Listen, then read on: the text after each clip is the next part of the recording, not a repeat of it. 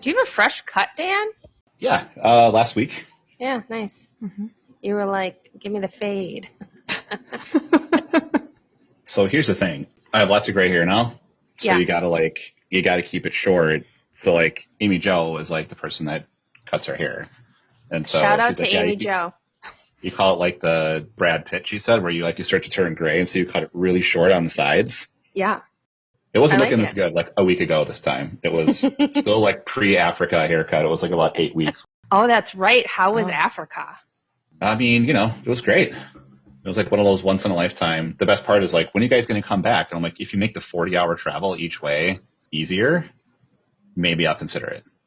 So how did you guys decide to go there? Like, did you know somebody who had done that? It was like a yoga retreat thing that Amanda had found. So It was someone she started following. One of her friends had gone on this like exact same trip to Africa, and she had an amazing time. We got on the wait list. It was one of those, I'm like, yeah, let's go on the wait list. Like, we're never going to get on there. I was kind of getting pushed, like, we should get on this wait list. I'm like, I don't know, it's kind of expensive. Let's just go on the wait list. What's the worst that could happen? And then like a month later, it's like, surprise, there's 2 spots that open. It's like, oh, shit. Now we have to pay for this. But no, it was great. I think some of the people had gone to South Africa, and some of those safaris are like 20, 30 grand a person. Yeah. And like, not everything is one spot. So like, you go to one spot to see zebras, one spot to see elephants, one spot to see lions. This was like 90,000 acres, and everything was there. Wow. That's so cool. So you're within, I think I posted a few pictures. You're within 5 feet of lions. It's like you're in this safari truck, and there's just like a lion right there. One of my favorite posts, I was following Dan and Amanda on their trip. I love watching people's travel Instagram stories. But Dan posted like I don't even know what it was. And it was like, what is it? Why pet shaped but not pet? Oh, what are you talking about? Why not friend if friend shaped? Yeah. What is that from? It's so funny. I forgot. I feel like it's some internet meme from years ago. It's like, why not friend if friend shaped? And it's always like some like rabid looking animal that'll bite your face off. But I think it was like a jackal I might have posted that with, because the jackals are maybe like 20 pounds. They're super cute. Yeah. Little dog looking things. And like, I think the next morning after I posted that picture, there's like 5 of them eating a dead gazelle. Yeah. They had gotten a kill, and I'm like, oh, I mean, definitely not friend. Not friend. That's like in Jurassic Park, that little dinosaur thing. Do you guys remember that? Yeah. Mm-hmm. Well, and I kind of mentioned Jurassic Park because the thing I've likened it to is that safari was kind of like Jurassic Park and a zoo, in meaning that all the animals are used to humans being around, right? So like, there's still that danger element. They're used to seeing people, and there's everything in nature they said is like energy, right? So like, we were 5 feet away from a lion, or I think the one day that we were by a pride of lions, and there's like 13 of them around us. There's like 4 main lion prides. Like, everything is energy. They know it would take a lot of energy for them to harm humans, right? They also are smart enough to know, like, humans can mess them up pretty bad too. So it's kind of like this, just don't make any weird aggressive things. Don't get out of the truck. Yeah. Do anything. Yeah. And so I've been telling people it was like 85% safe, but then there's also times where they had a leopard or a cheetah would jump inside the Jeep. Oh my God. Wow. Yeah. So that's the Jurassic Park element. Yeah. Yeah. I was hoping that now this would be the segue, like, speaking of a zoo, let's talk about weddings. There's a good one. We should tell people who this is in case they don't know who your best friend's husband is from last week. Oh, yes. Okay. It's just a random dude we brought on who went to Africa. Drum roll, please. Can you provide a drum roll, Megan? Presenting Dan Nowak, who owns the Tall Guy Catering Company. Tall Guy in a Grill. Do you still, did we cut the grill? Well, I think you have like 1 million companies now, right? Why don't you introduce yourself? That's probably better. And tell us about all of your companies, please. Seamless introduction. You're welcome. I see all my rebranding has done really well out in the world. So. No, I knew. Oh, well, I knew too, but then I'm like, I've known you your whole career. life. And then all of a sudden I was like, oh, I just say tall guy, tall guy, tall guy, tall guy. And then all of a sudden I was like, oh, is it? You go. You go. I'll stop talking. My job is to be the dancing monkey for this business now because that's all I am. Is just a caricature. So yes, Dan Nowak, Tall Guy Integral Catering. We did launch our hospitality group coming out of COVID. So we kind of pushed the Brazen Standard hospitality name out there. All catering concepts. So we have Tall Guy Integral Catering, which I started in 2009. So just past 15 years of part and full-time work with that business. We have our bar catering brand, the Crafted Tavern, which is a mobile bar service.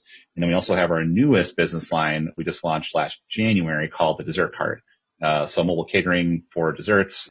All of those things kind of have that locally sourced Wisconsin Midwest vibe to it. We're a 90% scratch kitchen, sourced locally. Half of our ingredients come from the state of Wisconsin. So that's kind of my 30-second elevator pitch of all of our brands. Supporting local is very important to us. Good service and good food. That's what all people are looking for, right? You try to master those two very difficult things and you're doing pretty good. Totally. Yeah, that was a way better intro than mine. For sure. For sure. I've been chat GPTing my life, which my team appreciates because I've been shortening my emails and my spiels from like 18 paragraphs down to 8 sentences. Oh, so I'm trying hard. That's what I need to do for Jen. She never reads any of my emails and text. She's like, it's too long. You do need to do that. I thought of that when I read your emails because I can take your email and put it into chat GPT. I'm sure your clients do this too. And it'll be like, summarize this. How would I fit all my exclamation points in though? They keep them in. Okay, so before we continue, we were pretty pumped about this because if you listen to us, we drink while we record. And we were so pumped because not only, Dan, you're always good at making cocktails, but we were pumped that, you have the Crafted Tavern and you provided us with a recipe for today. Yeah. Ooh. Oh, yeah, that looks good. Nobody can see that. Hold on one second.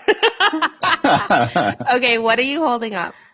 So this is the bottle I mentioned in that recipe. So this is Vikra spirits. They're based out of Minnesota. I know I said Wisconsin based, but even though the name of the catering business is Tall Guy, this company is run by many, many women. Short women? That would be all funny. All different, short, tall, everything in between. Just women, because they're smart and they get stuff done. I just ask them what I should do, and I just kind of nod yes, and I sign paychecks now. So yeah. But Vikra, based out of Minnesota, women-owned, sustainably made, all their packaging, stuff like that. Yeah, so the cocktail's I had to make it pink because I don't know if you guys can see this. Jen is all about, she had the pink headphones, the pink mic. Yeah. Mm-hmm. It's my so I had to find color. something pink. So super easy. I'm calling it healthy because we all need citrus in the Midwest because everyone's sick and dying this time of year. So we don't get scurvy. Pretty much a healthy cocktail. It's a green juice, essentially. Yes. What I say, you guys. Are you going to walk us through making it with the serving sizes of each thing?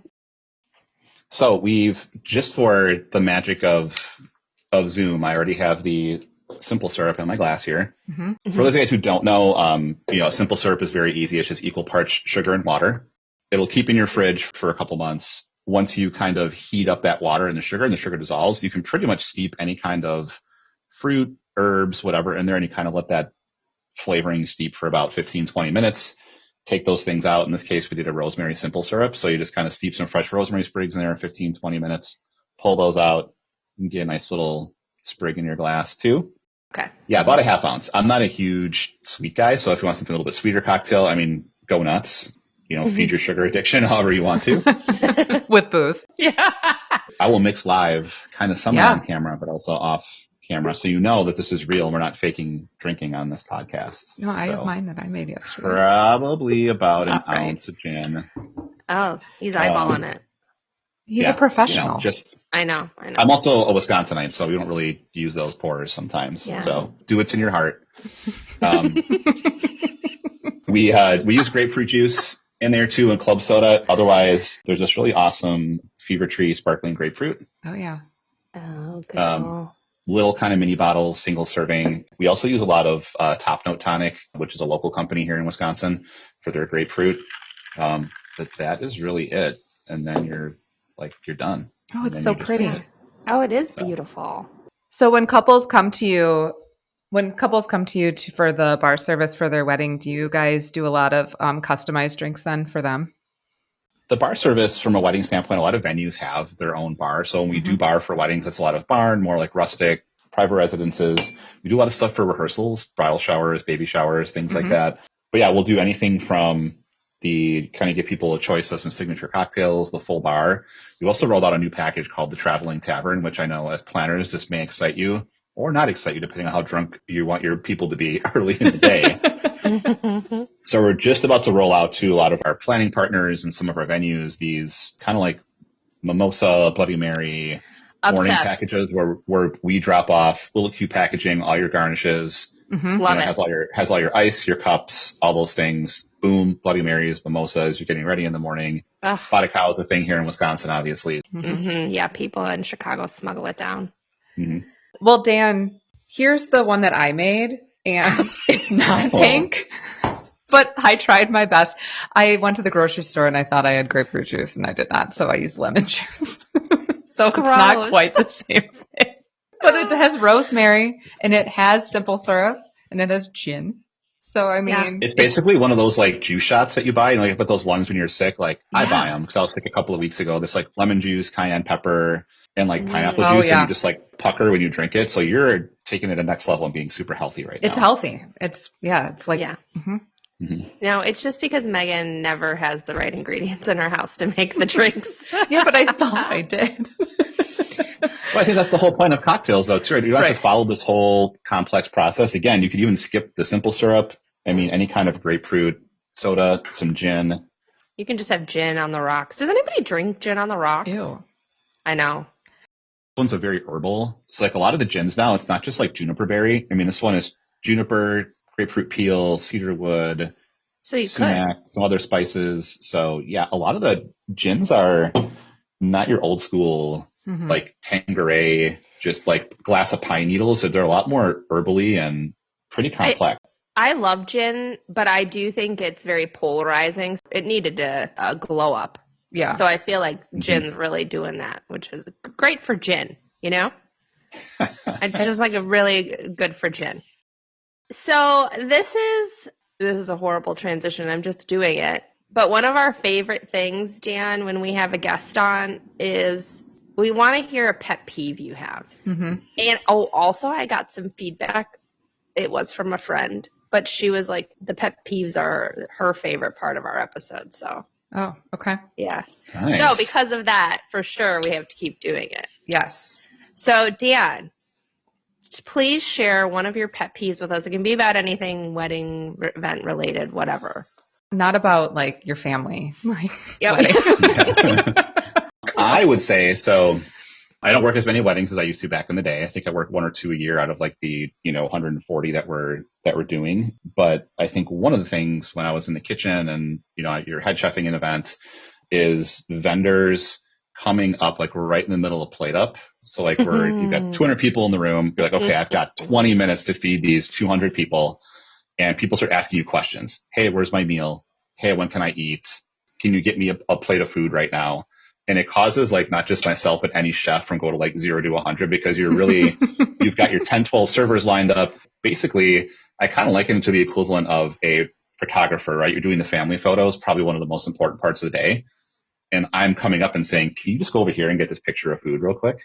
This is all stuff that like we send out timelines and like all these things, right? So we try to communicate with all of our vendors ahead of time. Things happen, things have to change the day of, right? No one ever goes hungry at a wedding we get, but it's just one of those things where you have the entirety of the day to have food. We'll make you a plate of food whenever you want. Please kindly leave me alone for 20 minutes.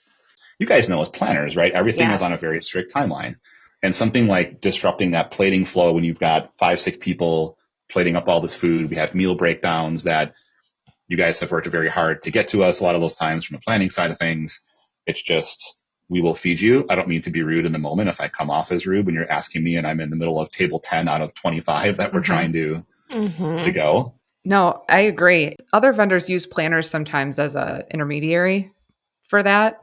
And so it bothers me a lot also when other vendors come up and they're like, can you just ask the caterer when we're going to be fed? And it's in the middle of your dinner service. And it's like, this is not going to happen right now. Yeah. It drives me crazy. It's driven me crazy for years because I feel the same way. It's like we're all adults here. You know, and I know not every wedding has a planner or a good one like me and Megan. But vendor meals are in the timeline. It's been worked out ahead of time. But at the same time, pack a snack, right? Pack some water, pack a snack, or the whole hot versus cold thing. Like it needs to be a hot meal. Sure, of course, we'll feed you a hot meal. But sometimes the vendors act like they've never had Subway for lunch. You know what I mean? I'm like, you're working. Like you're not a guest. And I get it. I mean, we get everyone a hot meal, blah, blah, blah. But I will say that if you are a new planner listening to this, piece of advice, work out the vendor meals in advance. Work out what people are going to eat, work out when they're going to eat it, and don't just make a plan yourself. Touch base with the caterer and ask if that plan is okay with them. And it's something I even talk to my clients about because depending on what we're doing for the guest meal and the vendors, it's like I always give my vendors or try to give the vendors a 25, 30-minute window to eat, right? So that they're not like shoveling food in. So sometimes that's something I'm talking to the couples about. Well, we can't do that toast until 8:45 because your vendors do need to eat. It's just communicating with everybody so that it's not, so people know they're getting fed. We're not interrupting the kitchen when they're busy. And the guests are always number one. Right. And sometimes I have had a wedding where I haven't eaten. Right. Like things weren't going as we had planned because of whatever reason. And I survived. I have a little extra meat on my bones. Maybe before wedding season, get a little chunky. And then if you can't eat one meal. Jen, you wouldn't go hungry with us. So I know, I never do. I think if one of our couples don't have planners, our team does always try to be very proactive. Like our default is always to say, hey, as soon as we get that last plate of food out, we'll put a buffet out in the back. If you want us to plate up a meal, sometimes a lot of vendors, like if they have tables, like we'll try to make sure the vendor table gets served first, right? So we do whatever we can as long as we know ahead of time. I Right? love so a lot the of times, buffet. like vendors have tables, right at the beginning. One of my other favorite things too is vendor table may be like number 15 on the meal breakdown, but they want to get fed before the parents sometimes. And we're like, I mean, we can feed you right now, or we can feed you in like 10 minutes. Like it will only take us 10 minutes to get the plate of food to you. But yeah, we automatically set up like a buffet in the back, and we want all of our vendors to eat the same thing the guests are eating, because all the planners, the DJs, the bartenders, everybody at a wedding is a customer, potential customer, right? I can't tell you how many people in wedding parties, guests, things we booked, vendors referring us, like we want them to have the same quality of food that all of our guests are. So if guests are having filet, short ribs, chicken, a garden risotto, like they're going to eat that same thing. We've boxed up meals for vendors before too. Like, hey, if you can't eat for a while, if we know there's 2 bartenders that are busy, we'll still put a plate of food together. Like it may be cold, but we'll kind of like wrap it up and set it off to the side. Yeah. But all of this has to be done at the appropriate time. It cannot be done while you are in the middle of plating up. Yeah. I'm going to also throw in another tip for newer planners, because I just discovered this a couple of years ago. The vendor buffet is amazing, especially if you have a band, because it is just like it's set up in back. So here's something. Oh, sorry. Let me finish my thought. But it's set up in back. People can go and grab a plate whenever they need to. What's different between Milwaukee and Chicago, which I didn't learn until I moved to Chicago, is we don't have a vendor table with the guests in Chicago. So when I'm doing like a walkthrough in a space I haven't worked in, that's something I'm thinking through is like, where can we set up a tent top for the vendors to eat and their buffet? Those are things that can help, but the buffet is great because it's a hot meal. People can figure it out themselves. They're not bothering me. They're not bothering Dan or the kitchen. And everyone's happy, right? That's something you can consider doing. Yeah, I think especially, like you said, when you have a band, because the band, they love to eat all the food. They love to eat, but also like they are performing. DJs are also very hungry. It must be a music thing. Yeah. DJs will eat the shit out of some food, man. I'm like, we've had to learn to like cut the portions down from what the guests have. Cause like, they're taking like 12 ounces of protein. Like we need to make sure we can feed everybody here. So we're just going to like slice this all in half and make sure everybody can get a little bit of everything. So usually when we have a buffet and we have a band, I always tell the caterer it needs to be refreshed because there needs to be food there when photo and video and planner gets there. Yeah. So we get it. They're dancing on stage for 4 hours. It's a lot of work. You're burning a lot of calories. Yeah. Yeah. Well, and again, from a caterer standpoint, it's always good promotion, right? We want all of you guys to be eating the food and have a good experience and to have a hot meal because it helps us get more bookings as well. Yeah. And your food is delicious, so I appreciate that. The last wedding I did with you, I had your butternut squash ravioli as my meal, and I am still thinking about it. I mean, it doesn't taste like wedding food. It's not wedding food. No, it's good food. It's like your mom's cooking for you. Yeah. But in an elevated way. Yeah. Dan, I have to say that during COVID, when nobody was doing weddings and the caterers were all, everybody's trying to like make money in different ways. So I remember you guys were doing like takeout food for a little. You would do like meals. You guys were one of the people where I was like, Jared, we're getting some of these meals because I know that food is delicious. And it was great, even like bringing it home and reheating it per the directions or whatever it was. I don't really remember. I call that the dark ages. The dark ages. I don't like to think about things that happened prior to January of 2022. But there's a gap in my memory I like to block out for about 24 months of we just pretend a lot of that stuff didn't happen. Jen and I are going to do a 5-year anniversary COVID episode this year, talking about the wedding industry and COVID and everything. So it'll be a downer. It'll be a real buzzkill. So tune in March, everybody. Okay. Dan, I would love to hear. So as a wedding coordinator, like I see the proposals and I see the tasting and then I see the food on the day of the wedding, but I'd love for you to educate us a little bit about the back end part of catering. So what you guys all need to do maybe to prepare for a wedding or how far in advance you have to start getting ready. Because I don't think people realize everything that's involved. I mean, I don't even realize probably. Yeah, it's a fairly long process, right? I mean, I think after people get their venue booked, which is a huge expense for a wedding, and one of the next biggest expenses is that food and beverage package, right? So, I mean, everything from, that consult comes in to the tasting that'll happen.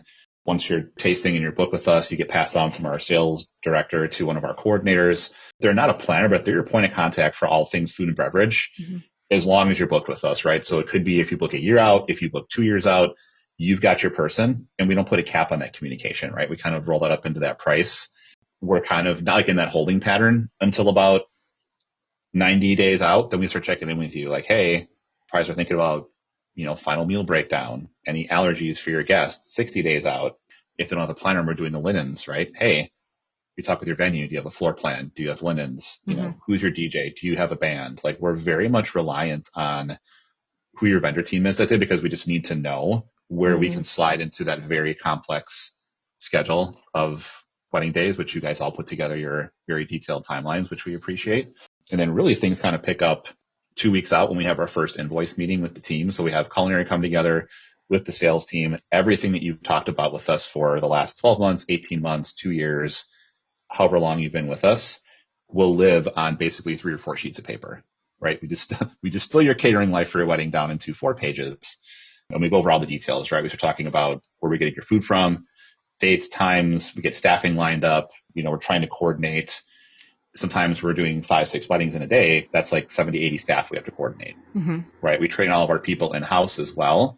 So we start getting that schedule done. Like, all right, who's going to be working your event?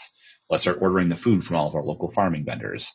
And then a week out, food prep actually starts kind of a week out, right? If your wedding's on a Saturday, your farmers, our products getting delivered Monday, Tuesday.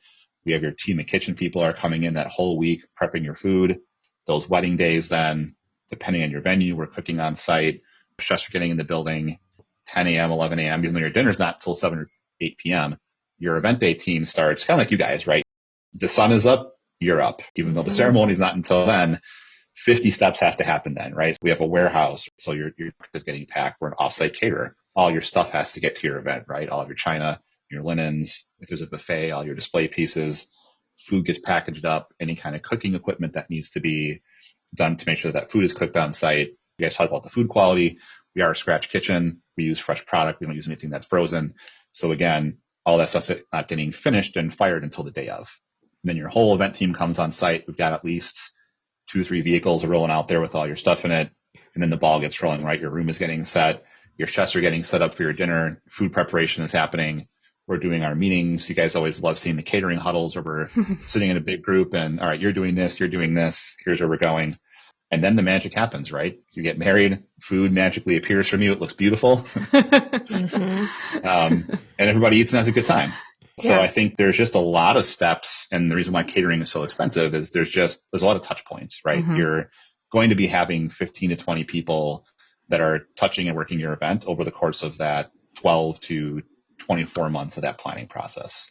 So I think it would be cool to have you answer a couple of questions that I have had my couples ask me, and they're purely out of curiosity, but I'd love to have you answer them. And one of them is, when we get a proposal, and now I know my answer, but I'm like, I know it's probably the same as yours, but I'm going to let you answer it. They see. Is this where I take a swig directly from the gin bottle? Yeah, because these are the questions you've probably answered a million times. Are you ready? Yes. Why do we need so many servers? Why is there so much staff in this proposal? People ask you that? Oh, yeah. Not anymore. Yeah. But this I got asked I hate to say that, but now my clients aren't as budget conscious. They're always budget conscious, but they're not, they have more money to spend. But it's a fair question, because sometimes you get a proposal and there's 20 servers and sometimes you get one that's 12. So why is there so much staff in this proposal, Dan?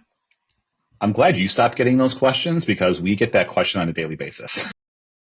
Yeah, so the amount of staffing will vary based on the style of service, right? So if you have a buffet, there's going to be less staffing needed, be a little more cost effective on that front. But really, unlike other caterers, we don't use, I think the Knot or something published years ago, like you need one server for every 10 guests, or you need, oh my God. I do think some caterers may still go that old school route and kind of go based off of that math. We train all of our people in-house, so we actually have a little bit less staffing than other caterers, but our charge will be similar. We pay all of our people a minimum $15 an hour. They get a tip, all that kind of good stuff. We train everybody in-house. It's more expensive, right? So on our standpoint, you're getting someone who's not from a temp agency. I'm sure we could have a whole different podcast episode on the random people that will stumble in from staffing services that caterers use, which we don't do that. I would love to talk about some of the staffing agency people we're very formulaic, right? So we know that most of our weddings, right, 150, 200 people, you're going to have, your 5 culinary staff. There's going to be a head chef. We need 4 people, right? You want to have apps that are plated up, cooked on site, hot going out. And then we have 5 or 6 servers. And we can still execute at a high level because we have that high quality of staff on hand. And we go through all that process of, we have a full-time person that just does payroll for us and hires and trains our team. That's how serious we take that. So staffing is so expensive. There's all those people because you just need bodies to do the things. We'll compare it to like if you were to have 200 people show up at your house and you were to host a party, right? You probably couldn't cook all the food, clean all the dishes, and serve everybody by yourself. Like you would need some help. So we kind of use that as an example, but it's one of those, I want to say it's one of those non-negotiables, but we kind of explain it to clients like, hey, this is just what we need to execute the events, right? You see all of our great reviews online. You're expecting to come to us and have this amazing experience.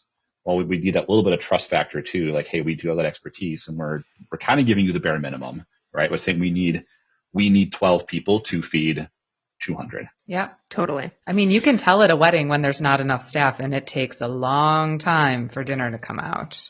Yeah. And people get annoyed real fast. Well, and that's what I always tell my couples as well is like, your guests, I truly believe this. Your guests are not going to remember the centerpieces. Your guests are not, there's so much about your wedding day they're not going to remember. If they didn't like the food, if the food was cold, if the food took forever, if the bar line was super long, they will remember that forever. Forever. And they'll talk about your wedding forever behind your back. So no pressure. No pressure. I was just going to say that. No pressure. Jesus. Well, Dan doesn't have to worry about that, but I mean, it's the truth. I just had 10 more gray hairs spout off the side of my head. Okay, here's my next question. Can we give you a lower actual guest count? Because we know that some people aren't going to show up. So can we just tell you that 150 people are coming, even though it's probably 170? Because we know that you always make extra food. Oh, good Lord. So we have in our contracts that we basically guarantee that we will have food for the guest count. If you have extra people, we actually have in our contract that says we won't have enough food to feed your people. So if you just tell 150 people, we've got food for 150. And the reason why, for anybody listening, the reason why, we calculate, every caterer will calculate in their price per person some extra. I'm sure you guys, if you're cooking 250 pieces of chicken, you're going to have one or two, right? Because we are cooking over open flame. That may not be servable to guests, right? That's just the fact of life. So we're building that in because we want to make sure you have the best and we're covering ourselves, right? We're not going to buy the exact amount of what we need. We'll give the burnt chicken to the crabby vendor. Yeah, right. That one's getting the one I dropped on the ground outside. Threw it away. I'm going to fish it out. I'll be like, why is this one like have crap all over it? Dan loves me, I thought. Extra Cajun seasoning. Extra Cajun. Crunchy. What was that? Floor spice makes everything nice? Yeah. I have never heard that. No? Oh, that's good. Why French shaped if not French? Mm-hmm. I love all these sayings I get from Dan. That's great. Okay. Do I have a third obnoxious question? I'm sure I do. Let's see here. Maybe not. Maybe those were my two questions I used to have to field quite a bit. Oh, I have a question. Sorry. You touched on it a little bit. Buffet versus plated. Now, you said that you might save a little bit of costs with staffing for buffet, but is there really, would you say there's much savings between the two, or what are your thoughts on that? There's really not for us. Like the pricing is pretty much the same. You're going to save a little bit, like I said, on the one or two less staffing, which again, that's not an insignificant cost, right? You're looking at several $100s when that could be put towards literally anything else for a wedding. But from a food quantity standpoint, piggybacking off of that last question, like, hey, is there extra? The reason why buffet would be the same price as that plated is, yes, some of the portion sizes, like for I don't want to get into all the math of how we do things, but you're not getting a huge steak on your plate. You're getting a smaller piece. Someone's going to be carving that steak. There's just as much food and cost and preparation that goes into it on that standpoint for us. So we're not bringing out any less food. There's maybe a little bit more variety. And the portion sizes for us on buffets are a little bit smaller. So no one's walking away with half a pound of meat on their plate because there's going to be too much food waste. We are the only green caterer in the state of Wisconsin. So I've known you forever, but I'm still just impressed by you.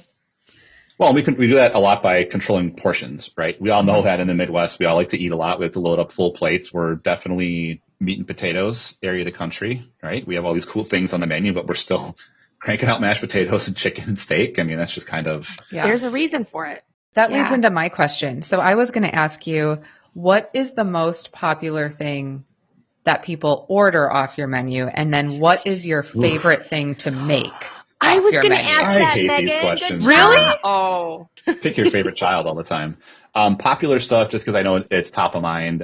From the appetizer standpoint, we have a mini chicken and waffle that we do. So it's a waffle, herbed boars and cheese, a little fried chicken bite, and some hot honey. Mm-hmm. It's a nice little cheesy bite. Our Jen knows because she was one of the trial people I had to eat through meatball recipes 12, 13 years ago. Our bourbon barbecue pork meatballs, those are kind of one of our signature jams. We go through 20,000 of those a year. Is that you, Jen? Yeah. Sorry. Okay. I'm dog sitting. From an entree standpoint, 6-ounce petite filet, super popular because we have one of our things is adding a lot of customizations. We have 15, 20 different sauces we can pair with that. Our chimichurri sauce is one of I'll put that on literally everything that we make in this building. Our smoked Parmesan potatoes. Again, I know I'm talking about meat and potatoes, but that's what we sell a lot of, and that's what we sell a lot of. I think one of my new favorite things too is with our dessert cart business line, all the mini desserts. We get some stuff for some local places, but I know it sounds a little bit cliche to do a cheesecake shooter, but our cheesecake, it's gluten-free. So it's one of those things where you can kind of make it once and all your guests can eat it from a dietary restriction standpoint. Mm-hmm. So I'm really, our chefs do a good job with a lot of our mini desserts that we do. I'm kind of newly obsessed with some of the things they're cranking out on the dessert side of things. One of our new things we haven't sold a ton yet. It's just been on our menu for about a year. We have a really great swordfish with a puttanesca sauce. That's kind of like a whitefish, but again, from a catering standpoint, I think a lot of people want cod. They're familiar with I think tilapia is a trash fish, just personal opinion. But swordfish, any kind of meaty fish is a caterer's friend because if you have to cook it, bring it off site, it holds up really well. And it's not going to dry out on you. So that's one of our I know our chefs have been very excited about that one. We have little mini cornbread muffins we do for an app too with pulled pork stuffed in them with some cheese. Those are fun. Going back to your comment just about this, which I don't think I've ever seen swordfish as an option. That's awesome. But I think what's really important to point out when you're working with your caterer, we talked a little bit on a last episode about customizing your menu, right? Like going to your caterer and being like, hey, our favorite food is this. Can you do this? One of the things that I think is so important that you are making sure of, and your caterers will tell you if they're good at what they do, is, that doesn't hold up well. You have to think about that kind of stuff. So just to your point earlier where it's like, you have 200 people that need to get fed at the same time. This is not a home meal for 8, Right. So it's important that you're asking or listening. If your caterer is like, we would love to be able to do that, but here's why it's going to come out soggy or it's going to be overcooked. Your guests are not going to like it. Listen to them, because that's what's most important, is that these dishes are coming out tasty, hot, appetizing, feeding the eyes and the mouth, if you will. So that's something to keep in mind. As you guys can imagine, I know on the planning side, you get a lot of wild custom requests. And the same thing with food, right? We've gotten family recipes and all those kind of things. And we are very clear. We say, hey, we can take this and we're going to do it in a way where we know we can execute it from an offsite catering standpoint. Are you coming for a tasting? We've got the kitchen here. It'd be very easy for us to kind of cheat and make it a la minute so it tastes great. And you're like, oh, this is amazing. But what happens when you scale up this home recipe for 250 people and you're offsite and you don't have a full kitchen available to you? How is that going to taste the same? You don't want to feed anybody at a tasting and it tastes one way, make it to their wedding and like, well, this is cold or it's mushy or it's not what I expected. It doesn't look like it did at the tasting. Again, we're going to get some of that negative feedback. When we do tastings, it's very important with some of these custom menu things or dietary requests, what you have at the tasting, it will look and taste the same on the day of your wedding. That's Megan's pet peeve. That was my pet peeve I talked about last week, but I've never experienced it with your company. Let me just say that. My pet peeve was when you go to a tasting and they say like, this is exactly how it's going to look. And then on the day of the wedding, it's not exactly how it's going to look. So it's kind of disappointing. We wouldn't have a caterer on here that did that though. Right. So. Yeah. I will say, I think, Megan, you were in for a tasting with us last week, right? Yeah. It was great. Yeah, and you didn't say hi to me, so that's cool. You were busy working in your small office, Dan. And then I came out when we were done and you were gone. So I whenever I have a tasting at Tall Guy, I'm like, I'm going to find you, Dan. I roam the halls till I find him. I like to hide the shadows now. Or my team pushes me into my small office and locks the door. Like, you don't need to talk to anybody anymore, Dan. We got this. Yeah.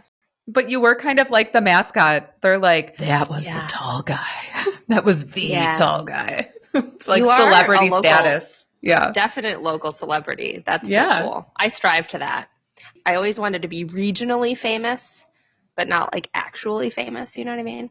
Regionally, so I can walk into a restaurant and they'll be like, oh, Miss Ganson, we have no tables available, but let us make one for you. But then I could still go to the grocery store, and live my life. That's very much like Goodfellas style, where Ray Liotta walks in through the kitchen and they're just like, oh, right this way, and you're slipping $100 bill to the maitre d' and they're putting you at a table right in the front. Yeah, there's still time, you guys. I was gonna say, I think this is your year. Maybe Dan, you can teach me what you know, and I can be like, I know the tall guy, and they'll be like, right this way. I'll get you to the front of the line at McDonald's, maybe. So. Oh, Jen would love that. I love you would love that. Oh, yeah, I do. If they knew me at my local McDonald's, that'd be so cool. Here's your number 2, How'd you know I was coming? They would name a meal after you. Don't they do that for some celebrities? The McGanson? The McGanson. I could do a collab. Yeah. Anyways. Okay, Dan, question. We don't normally ask for 2 pet peeves, but I'm sitting here wondering, you shared a vendor pet peeve. What's a guest pet peeve? If you can go back and, I know you don't do a ton of weddings anymore, but you personally, but do you have a guest pet peeve? I think it's not a pet peeve, but I think an education point that we'd like people to know when they're on site is that it is catering and we're not a full restaurant. We can do what we can on site to accommodate any last minute dietary requests, things like that. But we do get some requests every once in a while still where it's like, hey, do you have this for my child? Or do you have this? Or I can't really eat this. We try to do what we can with the ingredients we have, right? We will have some of the components and ingredients that are on that particular menu. Again, I think going back to that importance of, when you're getting RSVPs from guests or, do what you can, we'll be as accommodating as we possibly can. Like, we know if you can only, I only eat foods that are green. Great. If we know that, we will bring something out for you and we'll have a special meal for you. We're happy to do any kind of dietary request, special meals, whatever you want, but we just need to know ahead of time. Right. Mm-hmm. We don't have a full kitchen where we can just do whatever on the fly. We would love to be able to do that, but that's just not a reality. No. Totally not. All right. That was a good one. That was very diplomatic too. You're very much like, it's just a general piece of advice to people. And when we talk about it, we're like, we hate guests. Let's do a one with no guests. This is the polite podcast response. So if I was taking chugs out of this gin bottle, I'd be like, and then another thing. That's why we make you drink. You know what I hate about weddings? And another thing, Then this episode will be 8 hours long, and I'll be the crazy caterer that nobody wants to book. Like, who's this angry tall guy that you guys had on? We always are like, are we crabby? We're not crabby. No. Awesome. Okay. What else is that? We're on 50 minutes, so we probably should. Yeah, wrap her up. Figure out wrap it up. We'll get to our specialty of wrapping up episodes. Yeah, Dan, you can witness the beauty of it. It's an art of us being like, okay, well, we're done now. Okay. Oh, wait. I have one more question before we wrap this up. Is there something, you've done it all. You've been doing this for 15 years. You've seen it all. You've done it all. Is there still something, though, that's on your dream list of either, do you want to do a celebrity, or maybe you have done a celebrity wedding, but what's a dream of you for your company that you haven't done yet? I think for us, it's dipping our toe more in the water of some of the larger scale events, the more the experiential. You see all these huge 500-600 person. There's people on trapezes and flamethrowers, and there's this beautiful food weaving through the crowd. And I think that the next year or two, we want to start dipping our toes in the water of doing some of these larger scale, 600, 700, 800 person events. We've done, a handful over the years. We can do them, but I think I'm excited because we have the team that can do it now, right? Mm-hmm. We have really talented culinary. Our sales team is great. Operations, our part-time staff is super great. So I think it's just based on the team. I think we're kind of ready for that.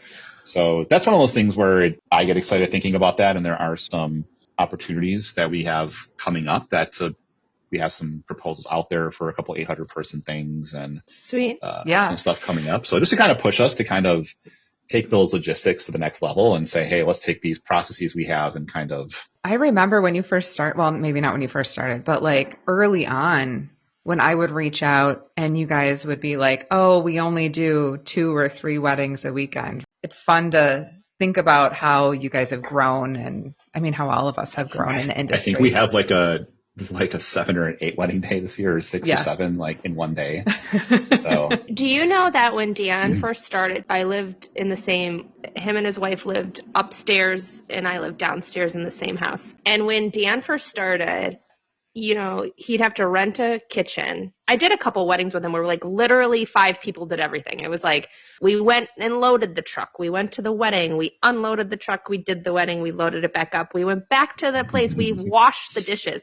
And it was in that moment, I'm so glad I did a couple of those weddings with Dan, because as a planner, it really made me realize, I don't ever want to wash a dish again, ever again. The dishwasher at a catering company is amazing, everybody, just so okay. But it's so cool now that, we're sitting here having this conversation when I know that that's what you were doing at the beginning. Mm-hmm. And I also think it shows how important it is when you're growing a company like you are, that you need to be the CEO. Somebody needs to be the CEO. Mm-hmm. And I think sometimes when you're a small entrepreneur, and at first you're doing everything, it's hard to scale or come up with, new ideas or to change directions when you're literally running the company and running the business. Mm-hmm. So I'm so excited for you that you now can be the CEO of your company and really keep pushing and growing, and that's exciting. I'm really proud of you. Yeah. Oh, thank you. Yeah. So anyways, and we're done talking now. No. No, everybody Oh, should. you were doing so well to like roll into a wrap up. Yeah. You I ruined was just it. waiting for you. I didn't want to say anything because you were doing so well. I'm like, oh, she's going to be like, oh, thank you for being on here. And I could see it happening Okay. in my mind. Wait, but everybody should follow all of Dan's yeah. companies on social media, right? Mm-hmm. So that you we've can got see. the Brazen Standard, Tall Guy in the Grill, the Crafted Tavern, and the Dessert Cart. So those are kind of our 4. We all kind of cross promote all the brands. So even if you only make it to 1 or 2 of those accounts, give Brazen Standard a Tall Guy a follow first, and then we kind of do cross promoted posts with Crafted Tavern and the Dessert Cart. And whoever does your social media is really good. It's very entertaining and I think very well done. So it's Christina's never allowed to leave us. No, I would never let her leave you. I think you said at the beginning, Jen, you like to watch people on social media. I like to watch our own social media because I don't want to have anything to do with it because it just makes me not happy thinking I have to come up with content. It's hard. Posting things, this constant, like I have to hold this thing and keep like racking my brain. When you get to a certain business size, right? There's so many other things like my brain. Yeah. You have to make so many decisions in one day. And it's just one more thing where I'm like, ugh, like I want it out there and I want it done and I can be pretty hands off. She knows our brands very well. I think that's the key thing with any kind of social media. You have to get to know the brand and the brand voice. So once you understand that, I don't even have to think about it. I'm like, I just kind of trust them. Like, just go ahead and you just do it. Yeah. Yeah. Yeah. I gave up control a long time ago. I don't want to say I don't care because I do care what it looks like. But I'm like, man, you just. Yeah.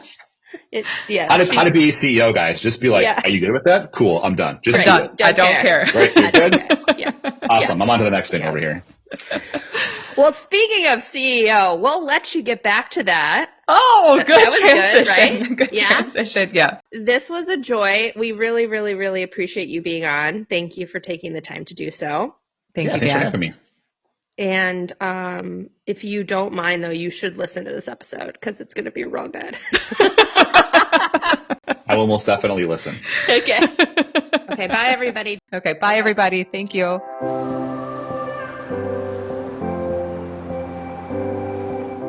Thanks so much for joining us again this week.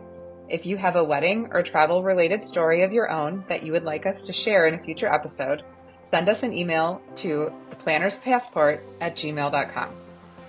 And be sure to follow us on Instagram at The Planner's Passport and follow all of our travel and wedding businesses, including We Roam Solo, Dare to Dream Travel, and Dare to Dream Weddings. And please, if you enjoy our show, remember to rate, review, and subscribe from wherever you are listening to this podcast.